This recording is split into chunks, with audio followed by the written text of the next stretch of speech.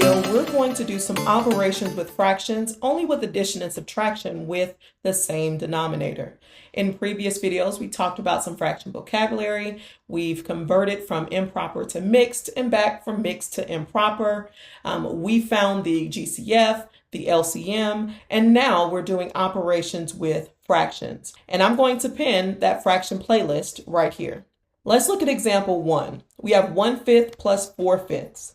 The key with any operation is to make sure that you have the same denominator. And all of these examples have common denominators, so we won't have to do that step.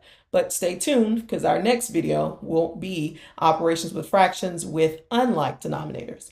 So because we already have the same denominator, all we're going to do is add or subtract straight across, keeping our denominators the same.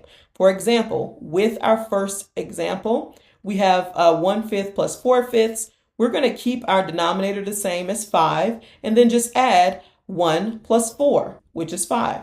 So 1/5 plus 4/5 gives you 5/5. Now we always have to look at our answer and simplify. And I'm going to pin the simplifying fraction video right here because we have a 5 up top in our numerator, 5 in our denominator, so we need to simplify that. And 5 divided by 5, or 5/5, is just 1. Always look to simplify your answer. So all of our videos kind of make sense now that we're adding and subtracting fractions. Let's look at example 2.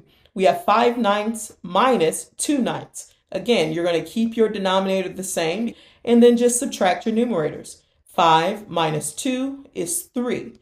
So my answer is 3/9. But again, every time I get my answer, I have to simplify it. I'm going to find the GCF between 3 and 9, and I can look at it and tell, but if you cannot, it's okay because you're going to come over to the side here and you're going to list the factors of 3, list the factors of 9, and then see what is the greatest factor that they have in common. So my factors of 3 is 1 times 3, 9 is 1 times 9, and 3 times 3. So what is the greatest factor that they have in common? In this case is 3. And because of that, I'm going to divide 3 into my numerator and 3 into my denominator. 3 divided by 3 is 1. 9 divided by 3 is 3. So my answer is 1/3. So 5/9 minus 2/9 is 1/3. You always want to simplify your fraction when you get your answer. Let's look at example 3. We have 12/16 minus 10/16. Again, we're going to keep our denominator the same, which is 16, and just subtract our numerators. What is 12 minus 10? Well, that's 2. Now my answer is not 2/16 because I always have to go back and I have to make sure that I simplify my answer. So when I list the factors of 2, that's 1 times 2. I list the factors of 16, that's 1 times 16, 2 times 8, and 4 times 4.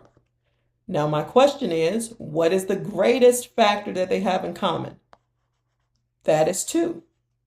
So that means that I'm going to take my GCF, divide my numerator by 2, denominator by 2. So 2 divided by 2 is 1. 16 divided by 2 is 8. So my answer is 1/8. Now, you may look at this and say, I don't have to do all that work because I knew the GCF is 2. And that is awesome. That's great. I'm just doing the extra work to make sure that we understand that finding the GCF, that video that we made a few weeks ago, we have to apply all of those skills that we've learned to these operations. Let's look at example 4. We have 12/22 plus 6/22. Again, we're going to keep our denominator the same. Denominator is 22. So what's 12 plus 6? Well, that's 18. So I'm going to list the factors of 18, list the factors of 22, and then that is going to identify my GCF, and then I'm going to simplify that way.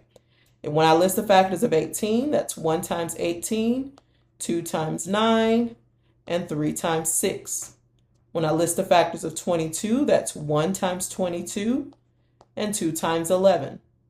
What is the greatest factor that they have in common? Well, both of them have a 2 in common. And that is the greatest factor that they have in common. So my GCF is 2. So I'm dividing my numerator by 2, denominator by 2. 18 divided by 2 is 9. 22 divided by 2 is 11. So 12 over 22 plus 6 over 22 is 9 over 11. You always have to simplify your fraction. Now I want you to try one. We have 32 over 35 minus 17 over 35. So I want you to pause the video, work through this problem. After you finish working through the problem, play the video and let's check our answers together. So go ahead and pause the video. Awesome. Now welcome back. So we have 32 over 35 minus 17 over 35. Again, our job is just to keep our denominators the same and subtract my numerator.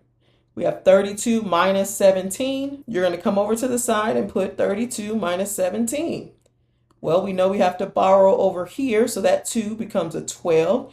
12 minus 7 is 5. 2 minus 1 is 1. So 32 minus 17 is 15. So I have 15 over 35. Once again, we have to come back over to the side, list the factors of 15, list the factors of 35, and that's going to identify our GCF, if you can already tell what it is. I have 1 times 15 and 3 times 5. For 35, I have 1 times 35. 2 doesn't go into 35. 3 doesn't go into 35, but 5 times 7 is also 35. So my greatest factor that they have in common is 5. And because of that, I'm going to divide my numerator by 5, my denominator by 5. 15 divided by 5 is 3. 35 divided by 5 is 7. So my answer simplifies to be 3 over 7. So how did you do on this one? Go ahead and put that in the comments. And if you have any suggestions on any videos we need to cover moving forward, please put that in the comments as well. I hope you guys have a great day, and until next time.